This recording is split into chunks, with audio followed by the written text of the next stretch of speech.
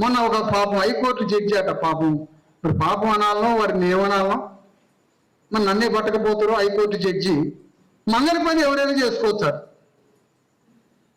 రెట్లు చేసుకోవచ్చు, ఎలమదొరలు చేసుకోవచ్చు అట మంగళ పని. మరి పూజారి పని ఎవరికి ఇవ్వ? పూజారి పని తిరుపతిలో అది మాత్రం ఎవరికి ఇవ్వనా? సుప్రీంకోర్టు హైకోర్టు న్యాయమూర్తి గారు, నేను ఒక అడ్వకేట్ అడుగుతున్నా, నేను ఒక అడ్వకేట్ అడుగుతున్నా, అది రివ్యూ చేయమన్నా అడుగుదాం అనుకుంటున్నా సుప్రీంకోర్టులో. రివ్యూ పిటిషన్ వేసి మళ్ళొక్కసారి పరిశీలించండి సార్, ఇది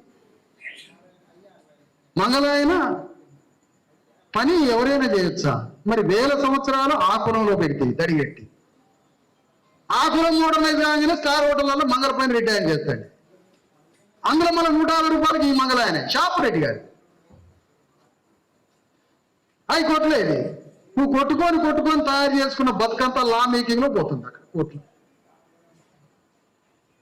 ఏం చేయాలి మరి? ఇదంతా రాజ్య మహిమ, ఇదంతా రాజ్య మహిమ, రాజ్యాధికార మహిమ.